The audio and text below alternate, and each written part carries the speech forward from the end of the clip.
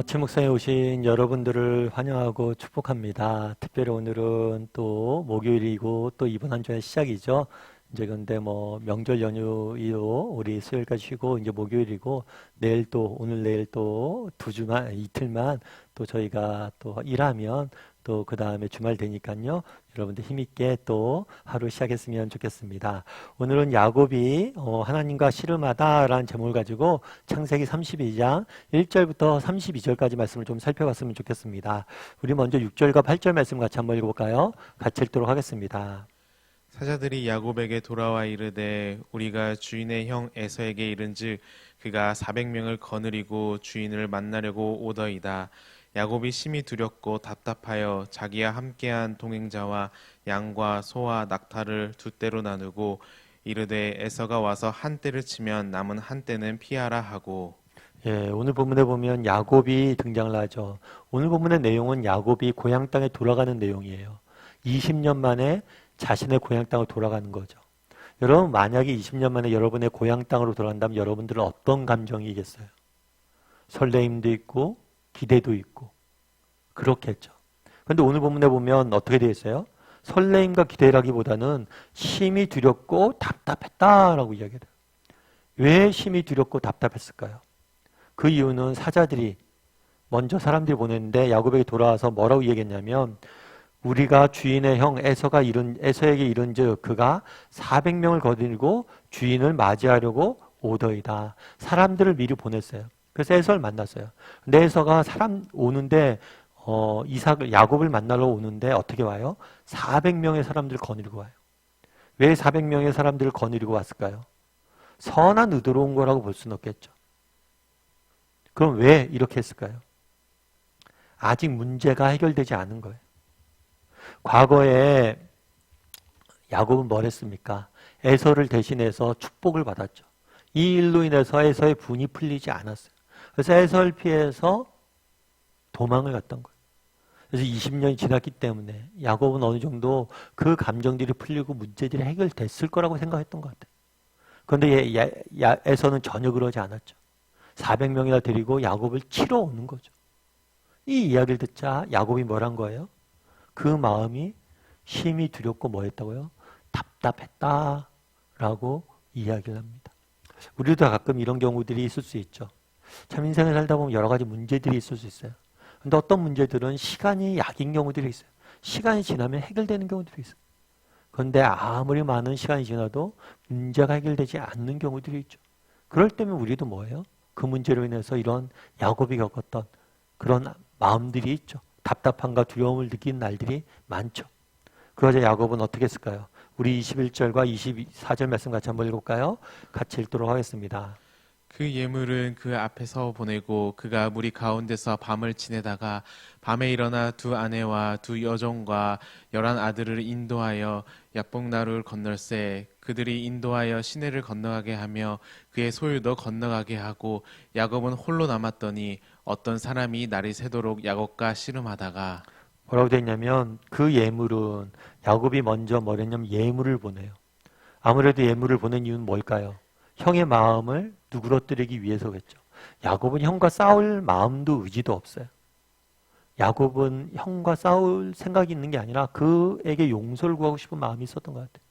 그래서 그 예물을 뭐예요? 그 앞에 보내죠. 뿐만 아니라 아내와 두 여종과 11 아들을 뭐예요? 먼저 보내요. 예물을 보내서 형의 마음들을 풀려고 그랬고 그리고 또 가족들을 먼저 보내서 제가 이렇게 가족이 있습니다. 이렇게 좀 그래서 가족이 있기 때문에 저를 용서해달라는 마음으로 보냈을 수가 있겠죠. 이렇게 사람들 쭉 보내면서 홀로 뭐 했다고 그랬어요? 야복강가에 남게 됐어요. 그런데 홀로 남았는데 어떤 일이 있었냐면 어떤 사람이 찾아와서 야곱과 씨름을 하게 됩니다.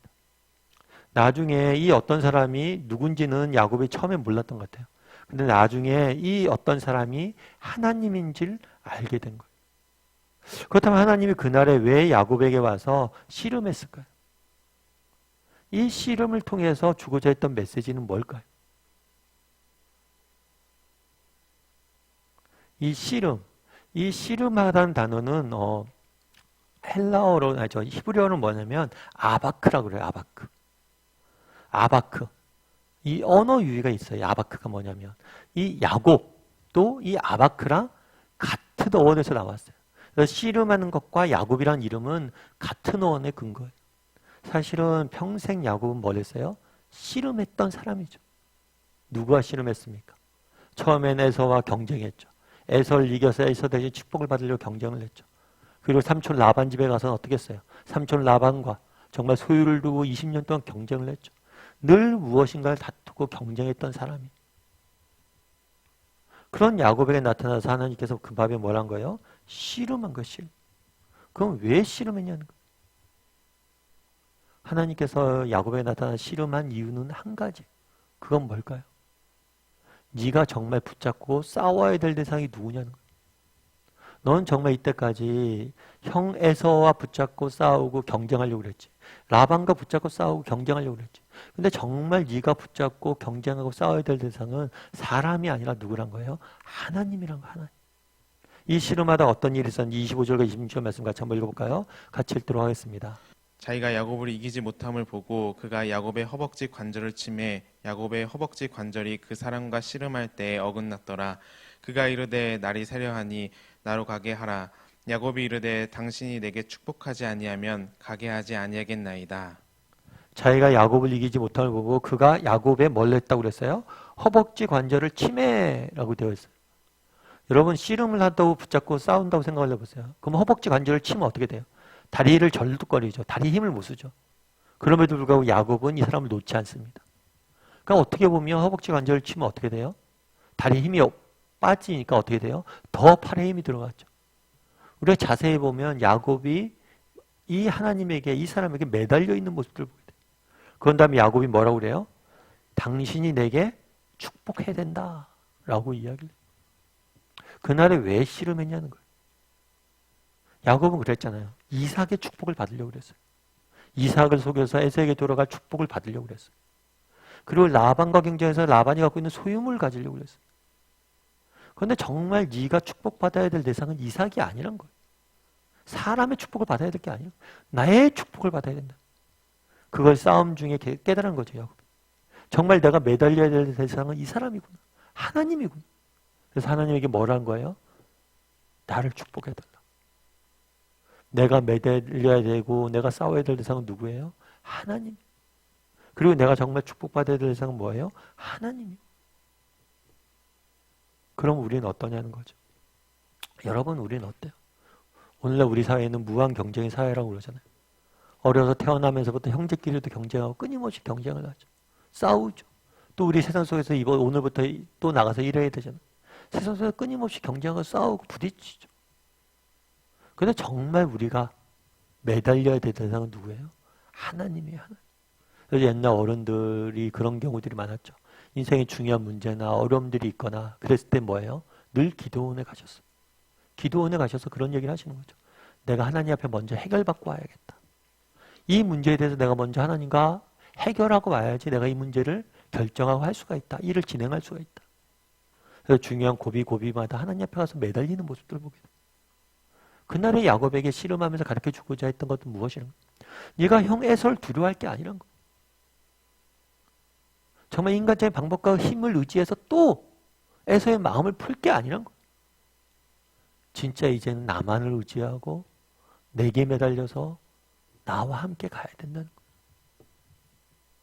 정말 우리는 얼마나 하나님을 의지하고 정말 하나님께 매달리고 하나님을 바라보는 사람인지 한번 돌아봤으면 좋겠어요.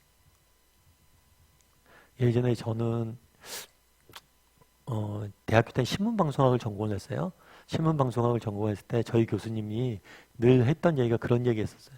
교수님께서 신문방송학을 그 교수님도 전공을 하셨는데 신문방송학 다닐 때 그랬대요. 자기가 대학교 다닐 때는 신문방송학과를 나오면 대부분이 뭘 했냐면 대기업에 취직을 했대요. 대기업 홍보실에. 신문방송이 홍보도 배우거든요. 홍보실에 취직을 많이 했대요.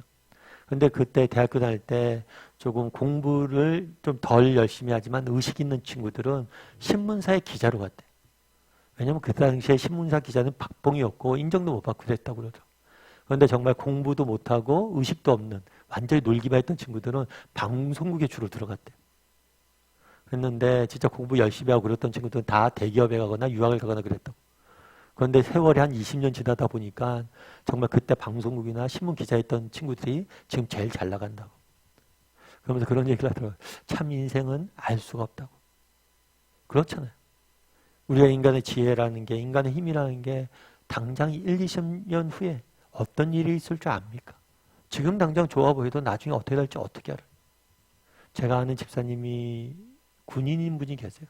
사실 요즘 드라마도 군인들, 특별히 탈영병들 이야기가 나온 드라마가 되게 많이 유행했다고 그러더라고요.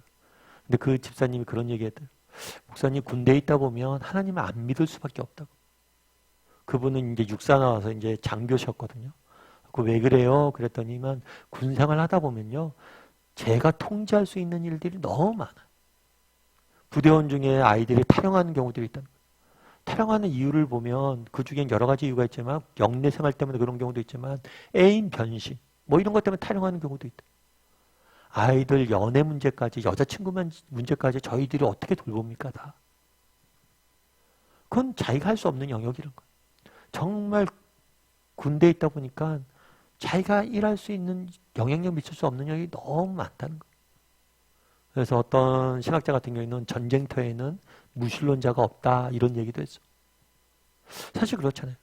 우리 인생을 통해서 우리가 정말 영향력 미칠 수 있고 우리의 힘과 능력을 해결할 수 있는 문제가 많나요? 정말 그런 것도 정말 극소수예요. 그럼 그 나머지 우리가 해결할 수 없고 영향력 미칠 수 없는 문제를 어떻게 해야 돼? 그 집사님 말처럼 정말 하나님을 믿을 수밖에 없죠. 하나님이 해결해 주셔야 되죠. 그날에 야곱에게 나타나서 하나님이 씨름하셨습니다. 왜 씨름하셨냐는 거예요. 야곱은 평생 누군가를 붙잡고 씨름해왔어요. 근데 너가 정말 씨름해야 될 사람은 하나님이란 거예요. 바라기는 우리 다음의 식구들도 정말 하나님 앞에 나가서 씨름할 수 있는 사람이 되었으면 좋겠어요. 인생에 문제가 있습니까?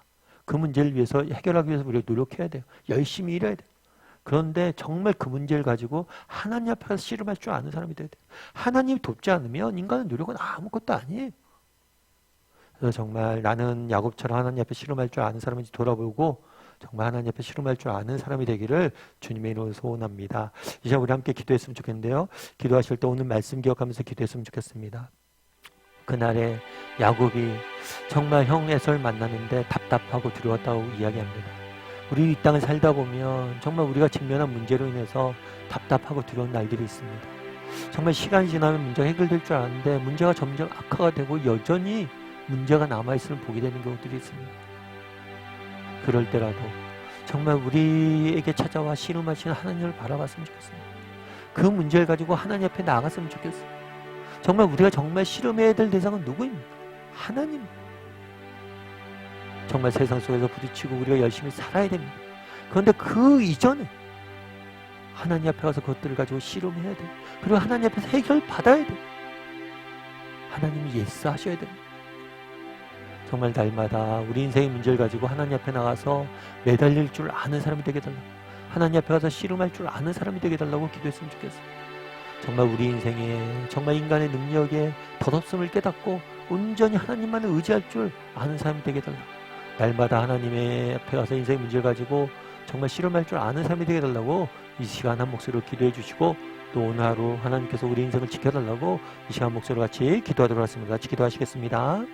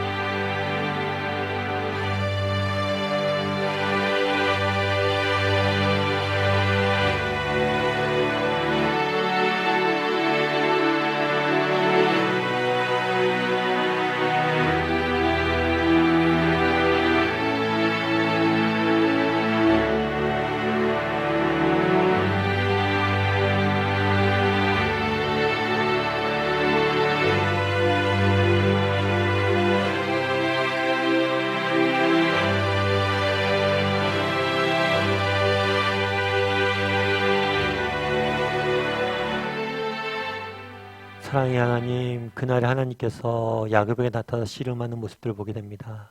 야곱아, 너 평생 누군가를 붙잡고 태어나면서부터 형의 발목을 붙잡고 형과 경쟁하며 싸웠고 정말 20년을 라반과 경쟁하며 싸웠지만 정말 너가 그래서 그 결과는 어땠니? 그 결과 모든 것들이 너 뜻대로 됐니?